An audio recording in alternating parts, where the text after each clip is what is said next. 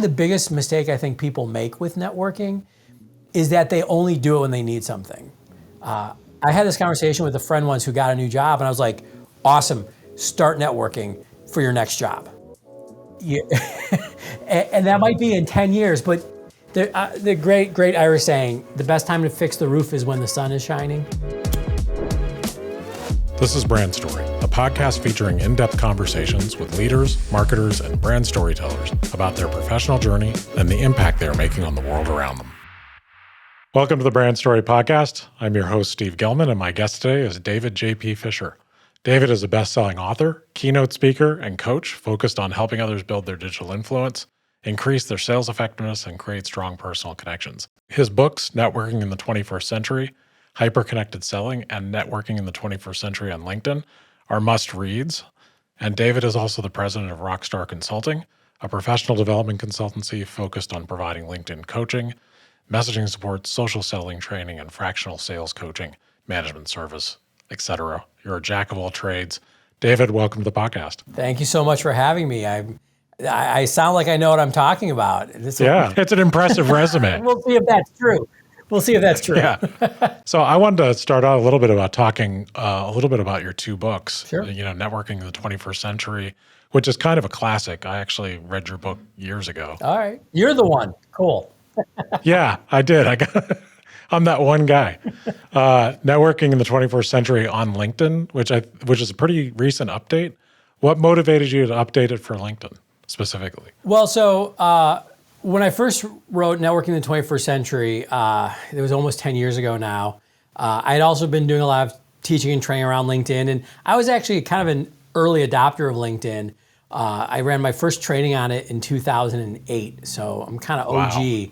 Wow. But for me, it was just a very natural progression. I built my business through networking. I was involved with a lot of small business owners and salespeople around the concept. And I was like, well, hey, look, there's this way we can do it online now. This is so cool. And so I had a lot of content there. People were asking, can you put it all together? So that was the original conception behind the networking in the 21st century on LinkedIn. And then because, the platform changes, we actually just in fall of 2021 released the third edition of it, right? Wow. Not only because the platform evolved, but one thing that also really stood out to me was just how we use it, right? The etiquette, the way it's being integrated into our business life. Obviously that was accelerated because of social distancing and the pandemic, but I actually don't think it was caused by that. I think the pandemic just accelerated some existing trends. So I think there's lots of ways that we engage these days, and networking can go from the offline to the online. So whatever way I could put that information together, boom, there we go. Yeah, I think it's really helpful information. And if anyone listening doesn't follow David on LinkedIn, I highly recommend it because one, you'll get some really high quality content. You'll learn a lot, but also he's pretty entertaining at the same time. I try to keep my snarkiness in check most days. I enjoy it. So I really love it. So there was a phrase in something you wrote recently that you said, there isn't just one point in time that a relationship happens. And I think there are so many people, when they look at LinkedIn or they look at social media, they think, okay, this is the thing I'm going to do. Right. But, isn't it more than that? Isn't it a sort of a cross-platform effort to really network? Yeah, I think that networking is always, even pre-digital, really was involved in multiple touch points, right? We have this idea that networking is going to a cocktail reception, having some really bad appetizers, some awkward conversations, getting some business cards. My favorite. Right? Yeah. And you know what? I actually think there is a really important place for that part of the process. I think that in-person element is key. Back in the day, we would do that, and then we might send a letter. We might give somebody a phone call, have the business lunch, go out, hit the links, go golfing with that person that you're trying to build a relationship with. I tell a story actually in the first book where my grandma was a pretty amazing woman. Besides having 7 kids, she was her own. She basically was a solopreneur accountant before that was a thing. And I just remember her sending out those calendars with the name, and the company every year to her clients. Good old school marketing right there. Yeah. What I think has now happened with digital is if used correctly, it is part of that multi-channel approach that, now we can have that in-person conversation at an event, at a conference, whatever it might be. And then we have LinkedIn, where we can stay in touch with people in between those in-person events. We have Zoom, where we can jump on a quick video call. We have email and text. And I mean, that's how you build relationships. Not even business relationships, that's just personal relationships. So it makes sense to use it in the professional sphere as well. Yeah, I think it's interesting because I think people forget that on social media, whether they've just been conditioned by the early adopter platforms like Facebook, where it's like, I'm going to smash the like button and I'm gone. That's all I'm going to do. Right. But I think it's so important on LinkedIn to slow down and actually interact and comment on other people's, stuff. When someone posts something and you like it or you find it interesting, slow down and talk about it. Absolutely. I'm a big fan of the commenting. That's where a lot of the power is on LinkedIn, because that's where the conversations happen. I really think that LinkedIn has kind of a two-level benefit for your networking. One, if I comment on something that you posted or vice versa, and we've definitely done that, that does a lot to build this relationship. But one of the nice things is it actually allows us to have that conversation in a public forum. I kind of imagine that it's like being at that event and you and I are in that group of 3 or 5 people and you and I are having a conversation, and you don't know if that person that's with you in the group goes, oh, that's a really interesting thing that Steve just said. I should follow up with him. Or, oh, wow, David's talking about something. I should introduce him to somebody. The great thing is, instead of 3 to 5 people, it can sometimes be hundreds, if not thousands. And I just don't think you ever really know where the good connection or the real relationship is going to come from. It's, as I've gotten more and more active on LinkedIn, I've just noticed that I have no idea. Like, the less goal I have and the more I'm just being a friendly person and trying to really actually just make friends and interact with people, that's how this works. And it is, I love your analogy. It's like a digital cocktail party without the awkwardness and the terrible shrimp. Right. And I love what you said there, where you just don't know where it's going to go. I think one of the big mistakes, and this isn't just a digital thing, this is just one of the reasons why I think people are very resistant to this idea of networking in general, is because it is one of the parts of business that really, it's not just sales or not just entrepreneurship, marketing, it's across the board, where we don't see a very direct return. And what I mean by direct return, we don't know, hey, I'm going to do X and get Y. And because of that, it can be very, and I would agree to the statement, it's very demotivating. It's very demotivating to go to an event and maybe you meet a bunch of people, but you're like, oh, I was just trying to get that new job and I don't feel like I'm any farther along. And there's a level of trust that you have to have in the process. I always say, and I heard this saying somewhere, it's, you can't stand in front of a stove and go, if you give me heat and if you give me light, I'll feed some wood in. Right? You have to be willing to kind of invest and give first. And that's the same thing with LinkedIn, Yeah, I think, that reflects really well for me. This podcast, there's so many podcasts in the world that are specific niche podcasts where, you're talking about, software as service, and that's all you care about is, your SaaS audience, and you're just hammering your value proposition. It's barely under the surface at all times. Right. And, those kind of podcasts bother me. I just really don't enjoy that. And so I started this podcast just for relationship, just so I could have really cool one-on-one conversations with people who I think are brilliant or have something to add to the conversation. Or me. I appreciate it. Thanks for letting me in. Yeah, sure. Yeah, absolutely. It's my vote. So if I think you're brilliant, that's just my opinion. Cheers. But yeah, I super enjoy your books and everything you have to say, because I think one of the things that I've ended up talking about a lot on this podcast is empathy. Mm-hmm. And with people I don't expect it from, and yeah. I feel like the best leaders or the best networks are naturally empathic people. 100%. So is that something when you think about sales and you think about networking, are you actually intentionally thinking about being empathic? What is your process there? Oh, 100%. I think one of the things that was really interesting early 2020, so I think the pandemic, and whether or not we're through it or whatever, I think what was really interesting in the pandemic is the social distancing and everything that happened in the first half of 2020 kind of put into stark relief some business practices that had developed, some trends that were not necessarily positive. And one of them was, I saw in the sales world, for example, all the sales conversations on LinkedIn, everybody was like, hey, a lot of tough things are going on. We really need to be empathic with our prospects, with our clients. Or, hey, sales leaders, be empathic with your sales team. Nobody realized what they were really saying was, we have not been empathic up to this point, but we should really try to do that now. And I might have called a few people out on that one. Empathy is, I think, a key part of networking. It's a key part of sales. These are human-to-human interactions. And human beings are empathetic creatures. Empathy is actually the way we developed our brains to connect with other human beings. There's a lot of science here that you can get super nerdy about how we actually have human conversations. If you think about the kind of craziness it is to you're your person, I'm my person, and all of a sudden we interact, we engage, we learn from each other. And I think the best salespeople, and this again is pre-digital, we're just the ones who are, I'm going to address you as a human being. I'm going to connect with you as a human being.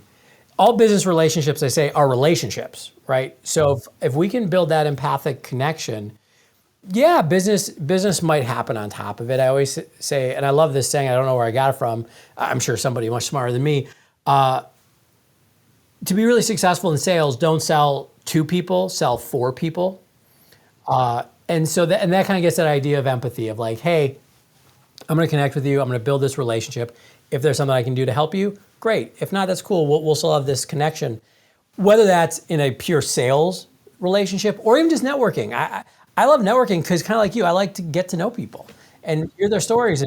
And sometimes I can help them. Sometimes they can help me. Sometimes there's nothing right there. But years later, it's like, hey, could you introduce me to so-and-so? It's really powerful. It's really great. And I think I was going to ask you, you've spent so many years in sales, and sales can get a bad rap. Deservedly. Yeah, deservedly. But do you think that's because so many people approach it as transactional? I think it's because enough people do approach it transactionally. And in their defense, 20 or 30 years ago, sales was much more transactional, right? This is really where, and you even look at it from a marketing standpoint or a sales standpoint, late 90s, early 2000s, how did you find out about something? Really only when a salesperson called you and said, I want to have a conversation. The fact that the buyers now, there used to be information asymmetry where the buyer had more information. Now the seller had more information. Now the buyer does have that information. So I do think many of us were burned by the transactional salesperson. That stereotype is still there. But I would even argue that during that run where the transactional salesperson was, kind of the norm, if you looked at really any sales organization, if you looked at their top people, yeah, there'd be that one, guy, and often it was a guy who was just the churn and burn, I'm slick and smarmy, I just want to get sales. But if you really looked super aggressive. Yeah, but if you really looked at the people that had staying power, it was the ones who were like, hey, I'm going to connect.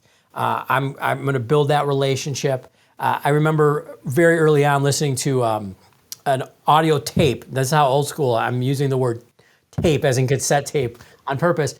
But very early in my career, listening to Harvey McKay, who was this, and I forget the name. It had something to do with sharks.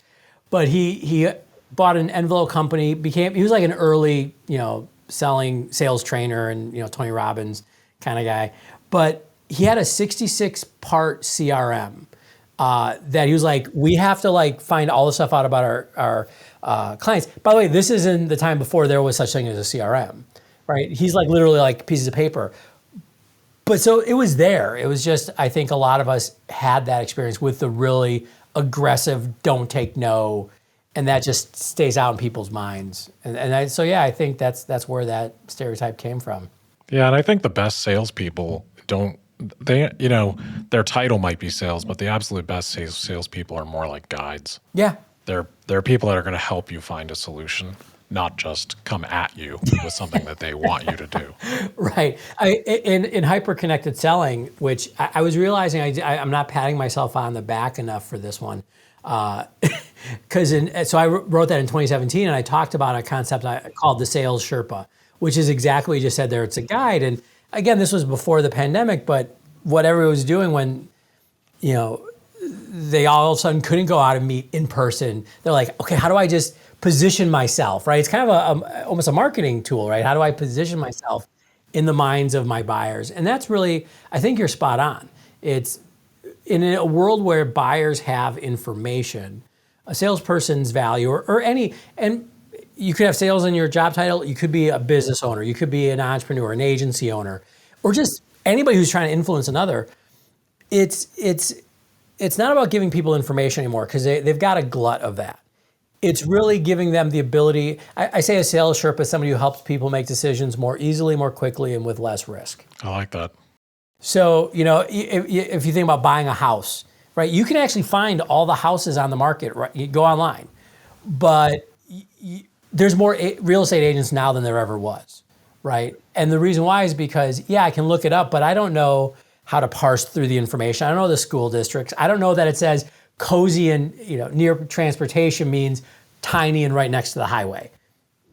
But an expert does. So we have to be guides for the people that we serve. Yeah, and I think that's a great truism for all types of business people, certainly in what we do. We often describe ourselves as creative border collies, which is a little like being a sales Sherpa. Yeah. In that, there's so much information and the information's all out there, but by the time someone's ready to execute a big marketing effort or, some type of brand positioning, they need that little bit of guidance from someone that has deeper experience. Right. But it's like anything, it's about trust. When you were talking about real estate, I thought about my real estate agent that helped me and my partner get our house. And we just trusted her so much because we felt like we could. There wasn't anything beyond that. It's because she never tried to sell us anything, and I really felt like she had our best interests in mind. Yeah, my wife and I recently bought a house last year, and my real estate agent and my mortgage broker are both friends of mine that I met both of these individuals through networking over 15 years ago. By the way, we had lived in our place for 18 years, so I've never given these people business before. But we built relationships. I knew them, I liked them, I trust them. I said we basically had built friendships. The moment we were like, we're gonna move, it wasn't, oh my gosh, who should we work with? I was just like, hey Andrew, we're buying, I'm on board. John, my mortgage broker, literally went nowhere else. I was just like, John, this is what our price range is. Just go get me a good deal. You'll take care of me. What a relief. Like there was no buy, or I should say searching around, of just take care of me. And I know that he did. Yeah. And I think that's, the trust you get with people is through, you talk about that networking is a combination of a lot of touch points over time. It isn't just like, hi, I meet you. Now we networked. Okay, see you later. I'm just thinking about mortgage brokers and going back in the day where you'd meet somebody at an event and they'd be like, "Oh, I'm a mortgage broker. Are you buying a home soon, or you know somebody who is?" I'm like, "Yeah, dude, I just met you, right?" Jeez, relax, man. Yeah, it'd be like asking somebody to marry you. Hey, we just met at this bar. You want to get married? And you're like, okay, let's get coffee sometime. Just a little fast to the finish line there. Right. Yeah, I think there's something about today's world that has made people so impatient that, still in LinkedIn, I'll have, if someone connects with me, I'm sort of I'll accept a connection. Why wouldn't I? And then if they're a salesperson, sometimes they'll do the thing where they connect and the next thing I get is a direct message with a sales pitch. Oh yeah. The pitch slap. Yeah. And it's like, I almost feel bad. So what I always try to do is write them a note explaining why that doesn't work, which is, so I've gotten people saying, thanks for taking the time to do that. And other people have, never heard from again. But it's the same thing. It's like, don't rush I just said hi to you. Don't be like, hi, buy this house. Right. It's just too much. Well, and a lot of that still is a holdover from, the last 20 years, you had a lot of cold outreach and, whether it was phone or email, and then once social came around and text, they're like, oh, what's the saying? There hasn't been a communication platform designed yet that a marketer or salesperson can completely run into the ground. That's great. But the other reality is, and we saw a spike of this in 2020 when all of a sudden all the salespeople couldn't go out in person and cold call at phone and email wasn't as successful, they're like, okay, we're going to take the same approach, that same transactional, automated, at scale approach, and just use it to put on LinkedIn.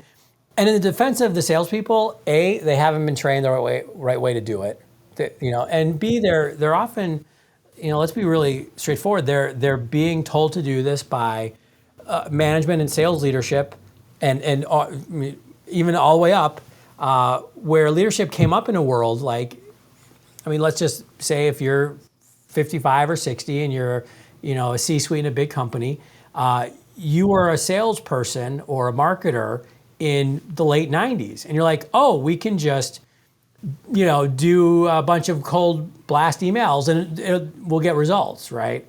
And they don't know the world's changed a bit. So, yeah, you're very kind for trying to help them out. I wouldn't do it. I don't. Yeah. I don't do it every time, but every once in a while, I just feel like, maybe this will stick with you and you'll change your approach a little. I don't know. Good deed for the week. Yeah. I always have a lot of empathy for people in those positions with someone above them just hammering their numbers. Right. And, I think it's something that'll change because it just doesn't work as well. Anytime, sales organizations run into something that doesn't work, they do have to change.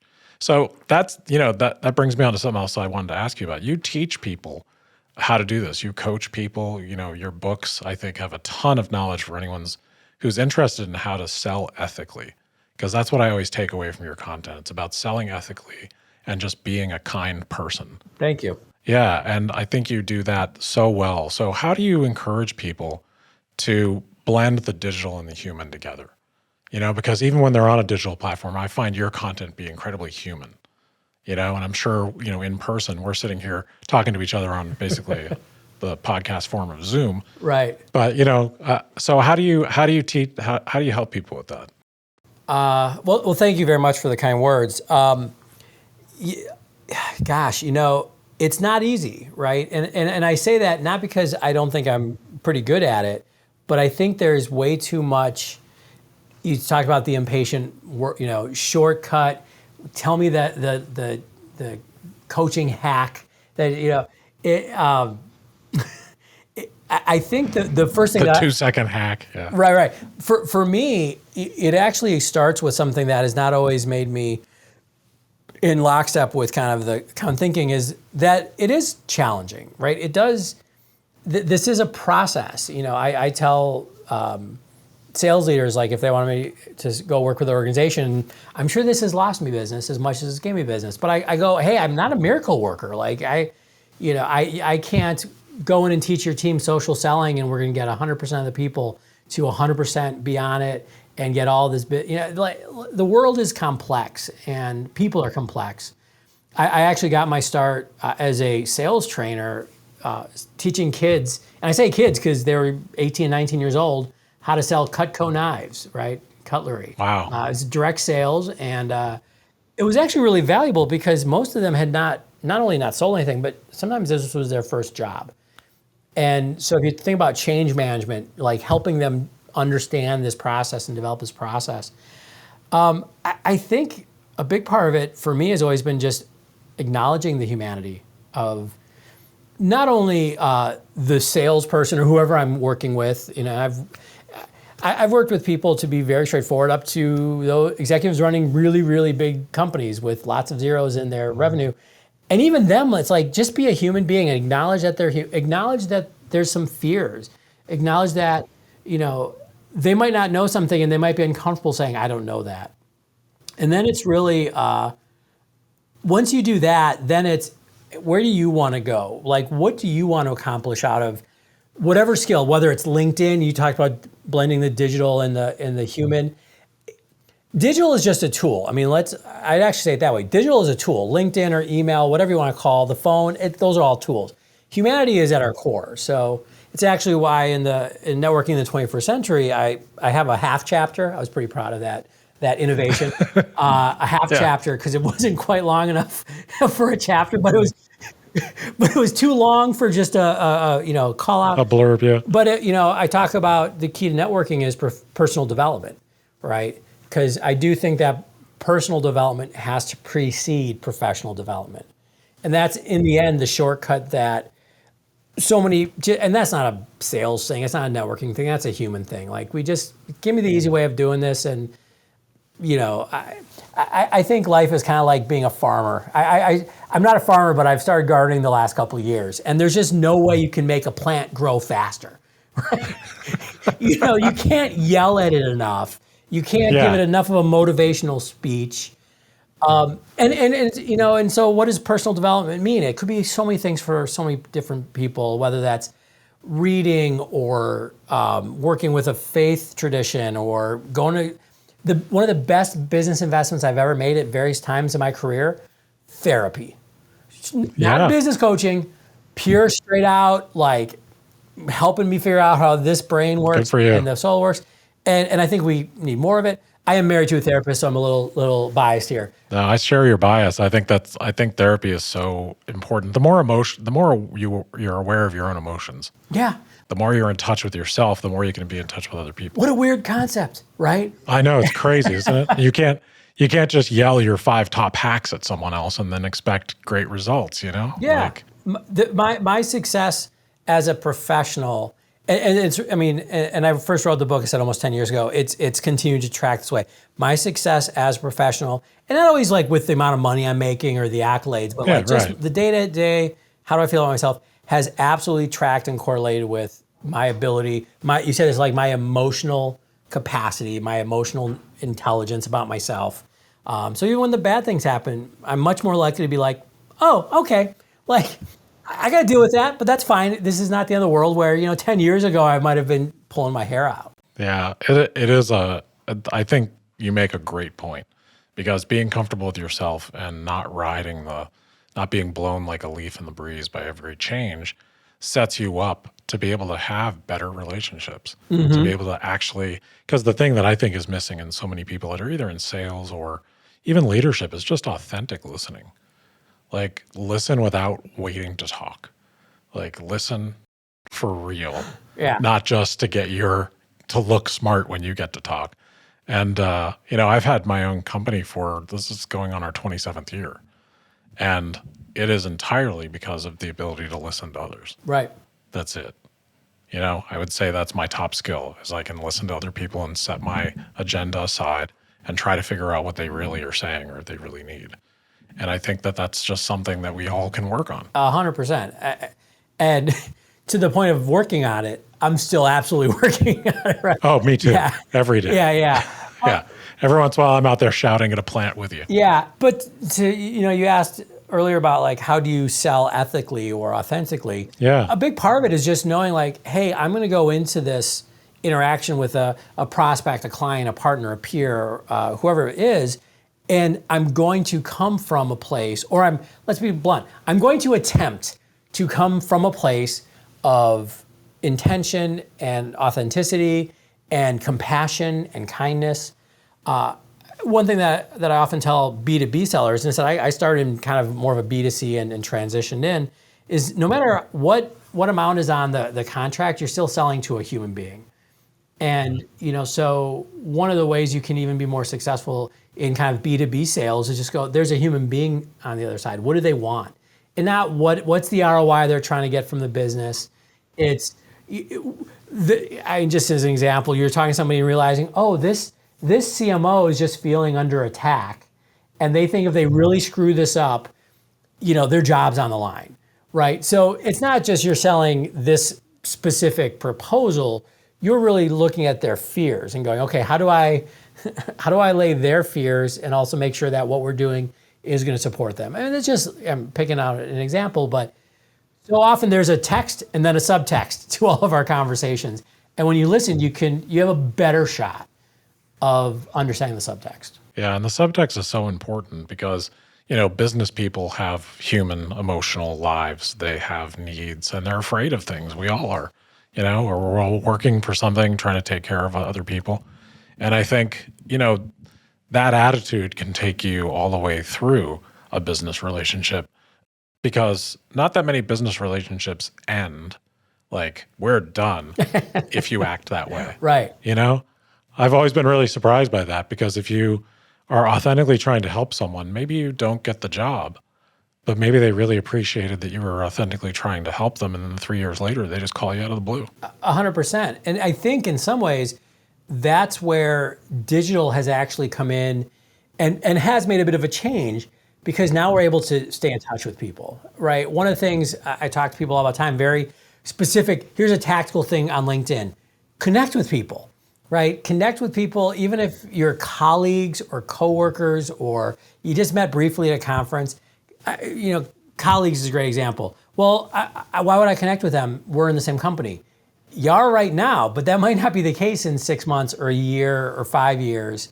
And so even just having that light touch can be so valuable. And you're right, if you treat people well, it's amazing what happens down the line, right? And that could be years. Yeah. So you're not really networking for what the result you're going to get next week. Right. I think some people actually think that. They do, and often because, hey, let's again be straightforward, because they're feeling pressures, sometimes external, sometimes internal. I get it. You're a salesperson with a quota. You're like, I got to hit my number this month. Or, if you're looking for a job, you're like, I need to pay my rent this month. I need a job right now. I often say, and that's actually the biggest mistake I think people make with networking, is that they only do it when they need something. I had this conversation with a friend once who got a new job, and I was like, awesome, start networking for your next job. Yeah. And that might be in 10 years, but the great Irish saying, the best time to fix the roof is when the sun is shining. Yeah, I think that's such an important point. And if people take nothing else away from this episode, I hope they really heard that, because the people do. It's like, in marketing, it's like people occasionally think marketing is like a faucet. You turn it on when you need the revenue. Right. It just doesn't work that way. You're not like, oh, we got the business, turn off the marketing faucet. We need more, turn it on. It doesn't work that way, So it's the same thing I would imagine with networking, in that you're networking as part of your life. You're networking as something you enjoy. And if you don't enjoy it, it's a great thing to try to learn how to enjoy it. Well, and find a way that you do enjoy it. Yeah. Right. I think I made a joke earlier about golf. I'm not a golfer. I'm bad at it. I've tried it once, twice, not interested. And nothing against my friends who love to golf and love a beautiful day on the links. I get it. But I always was kind of like, A, I don't like it. And B, if I need 4 hours to build a relationship and uncover like an opportunity, I'm doing it wrong. I enjoy a nice conversation one-on-one with somebody, if that's over a cup of coffee, or I do a lot of happy hour networking where I'll just, meet somebody out for a drink back in the day when we could do that a little more commonly. I actually run a podcast. We're on hiatus between seasons, called Beer Beats in Business. Yeah, I like your podcast. Yeah, and honestly, I started for the exact same reason that you did. I was like, I don't know if there's any business to be had here really, but I want to talk to smart people who are interesting, and we'll talk some business stuff. We'll talk. I do like craft beer. We'll talk music, and it was just a really great way of being like, hey, you might not just have an hour to spend with me and share your wisdom, but you want to be on my podcast? And everybody's like, yes. And it's so much fun. Yeah, but those, and by the way, that worked for me, right? I actually share with people, I'm not an inherent extrovert. I'm an introvert with really finely developed social skills. I'm with you. And so I found I have friends who love going to the big conferences and love the trade show floor, and like that they get fired up. Me, that exhausts me. Yeah, you'll find me at one of those curled up in a corner. And all that's right. I think a mistake, if somebody's listening to this and thinking, oh, I'm just not a networking kind of person. Like, I'm calling bull BS on that. That's not true. We all can build relationships, unless you've been living under a rock as a hermit. You've done it before. You've created a human relationship. Networking is just about being intentional with it. Yeah. And, if it's something you enjoy, you got to figure out your own way. I had a guest on the podcast, Daisy Simonis, who is on LinkedIn, and she's someone who supports introverts. That's her whole mission, is just to help teach introverts that it's okay to be an introvert and that it's actually a strength. Sure. And I was so interested in that. I had her on the podcast, and I'm an introvert, but I love talking to people. But I'm, put me in a room with 30 people and noise and a big party, and I'm done. I'm going to go outside and sit outside for a while. Yeah. So I don't. Hey, so are there any old school, quote unquote, networking or sales skills that you still think are helpful today? Are there any of those things that those tried and true things that work in combination with, the digital stuff and just being a human being? Yeah, absolutely. So one of the best books still is How to Win Friends and Influence People. If you haven't read it, go read it. It's old school. Some of the language is a little dated. I mean, it was written almost, 100 years ago? So yes, but there's so much brilliant stuff in there. And one of the things that was kind of one of my favorite quotes is, you can make more friends in 2 months becoming interested in other people than you can in 2 years trying to get other people interested in you. And this idea of going back, just what we were talking about, being introverted, a lot of times people think like, oh, it's so hard to how do I be authentic, or how do I be me, or like, what's my brand, all this stuff. Just go ask people questions and actually pay attention to their answers. It sounds simple, but No, but some people don't know how to do that. right. So practice. Yeah. I actually, in a lot of my trainings, I'll talk about something called the next question, where you ask somebody an open-ended question, you listen to their answer, right? And then instead of, in a lot of normal, slightly awkward human conversation, when somebody gives us an answer, we supply our answer, right? So if I go, oh, where'd you go to school? And you say, where'd you go to college? If you went to college, I don't want to make an assumption. James Madison University, JMU. Awesome. Our natural reaction is to go, I went to Northwestern. Yeah, right. And then we just, okay, all of a sudden we're going nowhere. We just stand and stare at each other. Yeah, but if you say, oh, hey, why did you choose to go there, right? Or, and not even like what did you study, but hey, how'd you like that major? What was your best experience there, right? I've had conversations, and I'd like to say that I'm making this up. I can literally remember one woman telling me this. She goes, you're a great conversationalist. I hadn't said a dang thing the whole time. I was just like asking her questions, letting her talk. And that, by the way, that applies even in the digital space, right? Instead of going, hey, let me tell you my opinion, asking people questions. Say, hey, tell me about that experience. Somebody posts something on LinkedIn, in the comments asking a question that, what did it make you think about? I think that is an old school tip that never goes out of style. I think the other thing that is really valuable, and it can be a little excessive sometimes, but really getting clear with, let's call it your value proposition, just for lack of a better way of saying it. There's the old school idea of the elevator pitch, which I always hated because I never did it in an elevator. And also, it's not about pitching, because pitching has this sales connotation. But I do think you want to have a very clear introduction about what you do, who you serve, how the person you're meeting can actually help you. It's really easy to kind of blunder around that, hoping that the person who's listening to you, your networking partner in this case, will figure it out. It's so much more valuable just be like, hey, I work with these kind of companies doing this kind of work for this kind of problem. Or I get this all the time. People say, like, I'm looking for work. Great. What are you looking for? Anything. Yeah, you're right. Like, okay, I'll look for just that. Work? Yeah. But when I have somebody say, hey, I'd really love a director of marketing role. Most of my experience has been in healthcare.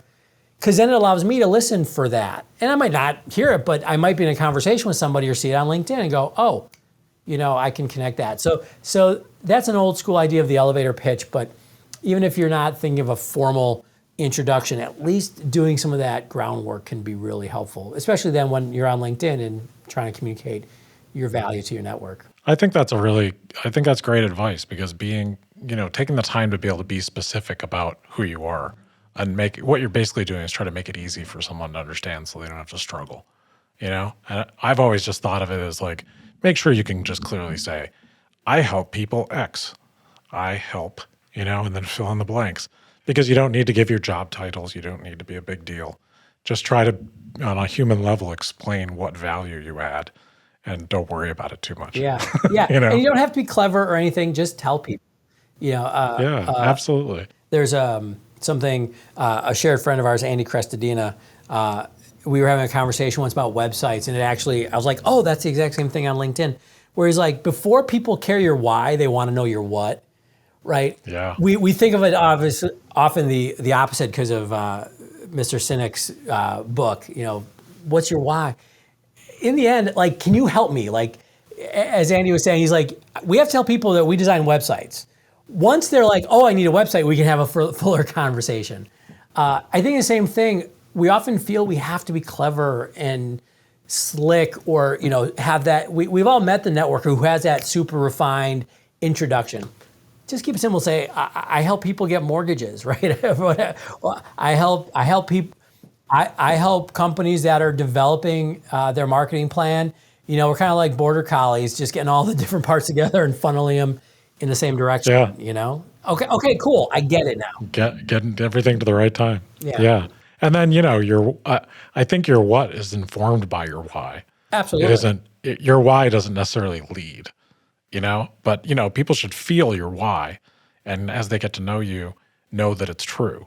Because you're just laser focused on it. Yeah. It informs everything you do. But your what is so important because without it, people are like, I don't know what this guy does. He was nice though. Doesn't do you a ton of good. Well, and so if I had to add one other, maybe, I guess this is kind of old school idea, is that so networking, whether it's in person or digital, whatever tool you're using, it's networking, right? And so I think we've talked a lot about empathy and relationships, and I think that is the foundation. But it's also okay to realize, like, we're here to work as well. We're here. I always look at.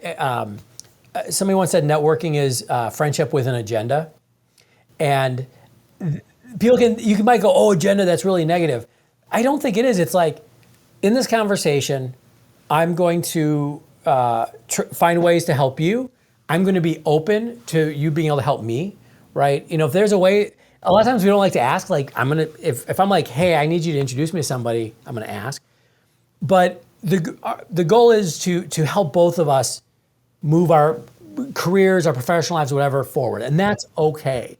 And so that's about being intentional as opposed to just hanging out. That's great. Yeah, I like that friendship with an agenda, and especially if you look at agenda in the positive way that you just said it.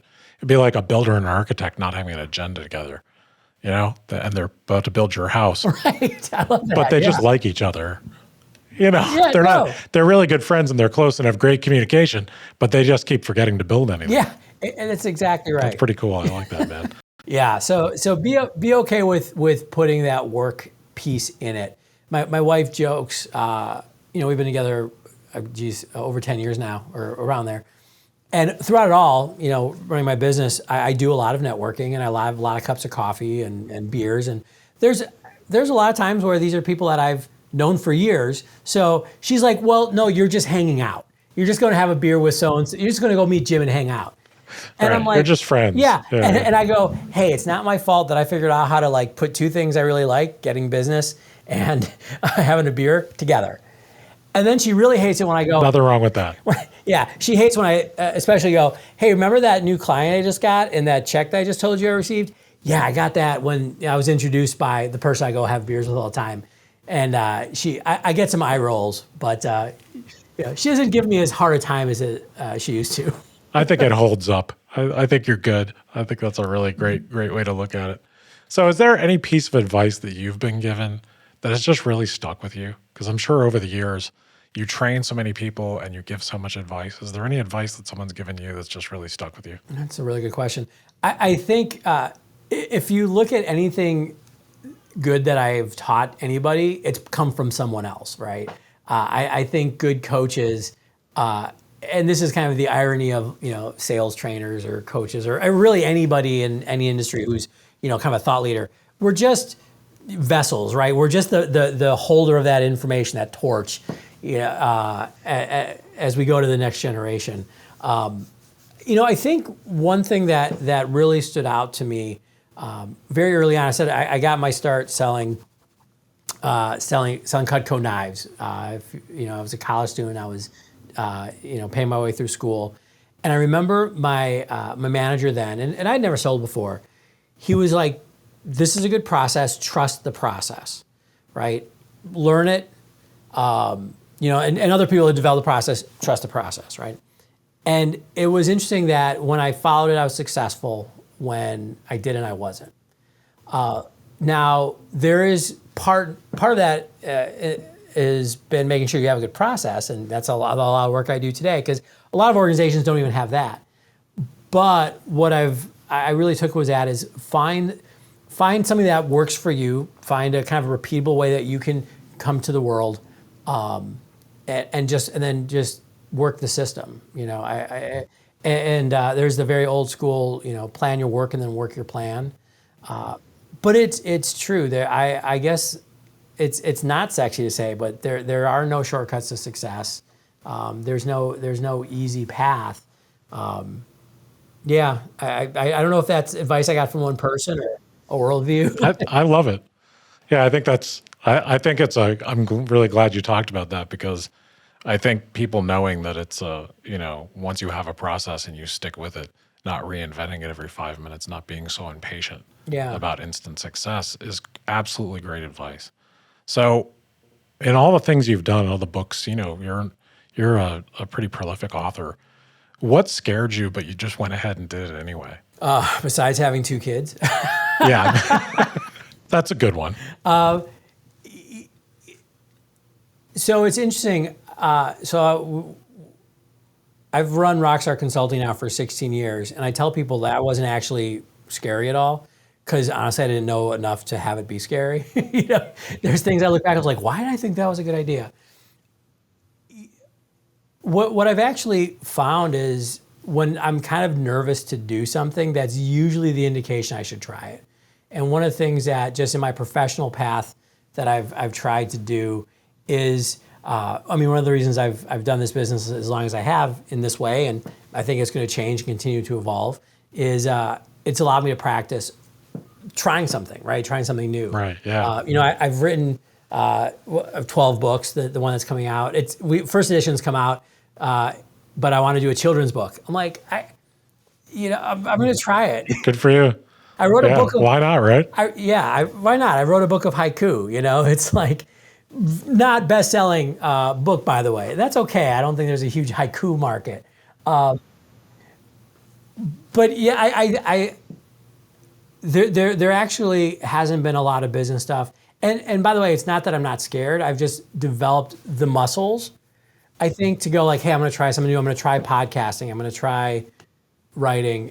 And there's no secret to it. It's not like I'm not like wired for that. I taught myself. I think it all goes back to making calls as a young salesperson. And once you can do that, everything else is all right. Yeah, you can almost do anything. Yeah, and I think all great entrepreneurs, people who run businesses or people who are on the front lines of talking to other humans, you develop a muscle. Like, I've had my own business for so long, I don't, get overwhelmed like I did when I first started doing it. I don't ride the waves aren't just crashing over my head all the time, because I feel like I've seen most of it before and we're going to be fine. And it's a great experience, can be a great thing.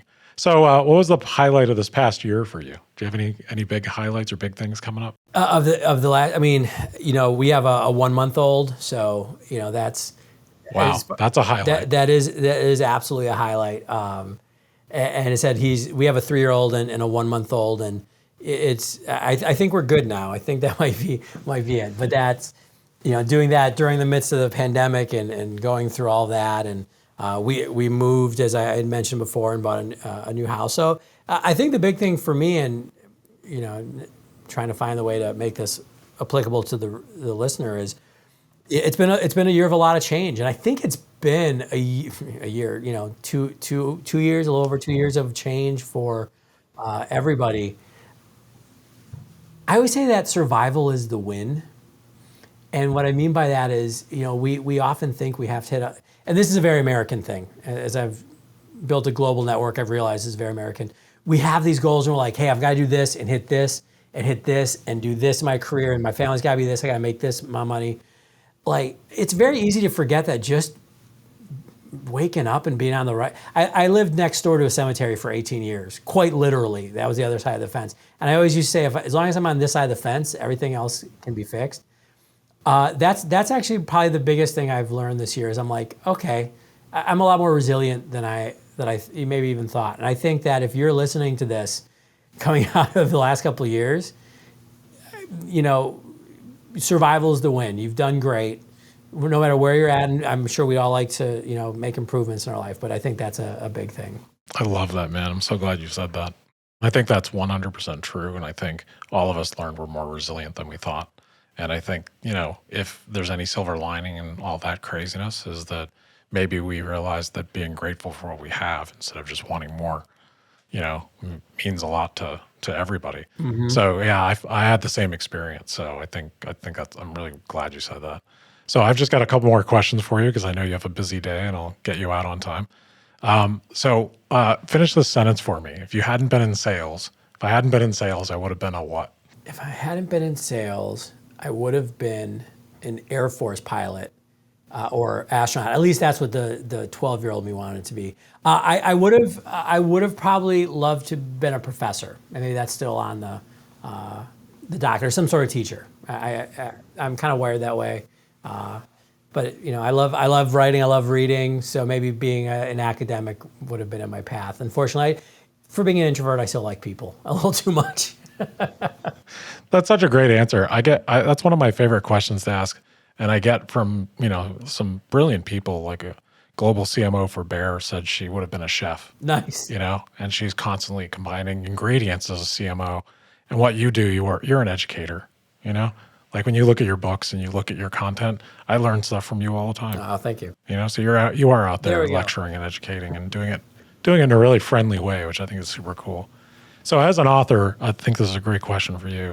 What do you think is a must read for people out there, around the subject of networking or sales that you'd recommend for someone to pick up? Oh, sure.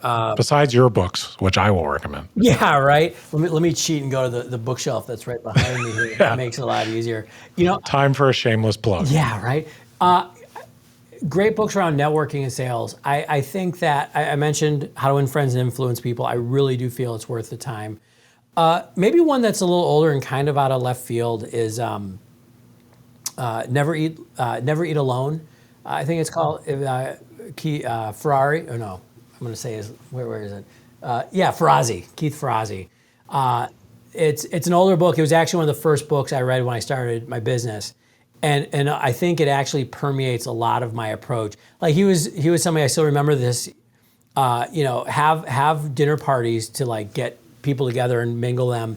And you don't have to, and I didn't have a lot of money or anything. He's like, it doesn't matter what people are eating. It's about, just kind of share experiences for people. And I was like, oh, I can do that. And so, almost 20 years later, I'm known for our barbecues where I'm just like, I'm going to get 10 people. I'm like, it's potluck. Come on over. We're going to. And so, yeah, I think that's a great one. One of my favorites is Daniel Pink's To Sell is Human. I think that's probably one of the most accessible. Oh, that's a great book. For non-salespeople, especially. Because I read it as a salesperson, like, this is great, this is fantastic. As a sales coach and manager, I read it, was like, oh, there's a lot of great stuff about motivation in there. But I think it's also just very accessible. And Dan Pink's work in general is really good. I'm one of my wins as an author was he agreed to write the cover blurb for my first book. So I might have a little author crush on Dan. Yeah, sure. You're certainly allowed to do that. He's an incredible author, but so are you. Like I really enjoy your books, and I've learned a lot from them. And I think I was excited to have you on because just your content on LinkedIn. I think again, we'll have a link to your LinkedIn profile and your books on your landing page for this episode. But, if anyone listening doesn't follow David, please do it right away. You'll learn so much. And really his tone, he's so helpful for people. And it's just amazing. I appreciate that. So I have one last question for you, and then I'll let you get back to your busy day. If you could give your younger self any advice, what would you give? Oh, man, I got so many things I'd like to tell that little scamp. To be straightforward, I would tell myself to relax. I think it's really easy. It's an exercise I do this today. Like I'll sometimes go, is the 50-year-old me, what would the 50-year-old me tell me? And I'm 45. The 50-year-old me, the 60-year-old me, what would I tell me? And I'd probably tell me, dude, this is not that important. Calm down. It works out. And I think about the things that stressed me out when I was 20, when I was 30. Just relax. I would probably say have a little bit more fun. and it works out. Just calm down. Don't overthink this. And I think it's real easy, not for everybody, for me and probably a lot of your listeners, to anxiety and stress are a part of life, but we don't have to have that much. So I'd probably say enjoy yourself a little bit more, because the work is always going to be there. Yeah, that's a great takeaway, and I think most people have been through that, or they're going through it right now. And hindsight is always 20/20. But the thing is, when you're in it and you think whatever it is, the sale, the project, the PowerPoint, whatever you're working on, you think it's the end all be all. Just slow down, take a breath. Everything's going to be okay. Yeah, exactly. It really is true. I was there too. There were so many things I stressed out about in my 30s that I just did not need to at all. Right. So I think it's great advice, and I hope someone benefits from that. Hey, thanks so much for being on the podcast today, David. I had a blast talking to you. As did I. Thanks for inviting me, and thanks for the kind words. It's always good for my fragile author coach ego. But no, it's been great. And seriously, anybody wants, come find me on LinkedIn, reach out, connect. Happy to help, and always. I write books about networking. I better be open to some networking, right? Want to hear more inspiring stories? Subscribe on your preferred podcast app so you don't miss an episode. And if you like what we're doing, please rate, review, and share. It's the best way to support us. Thank you for listening to Brand Story.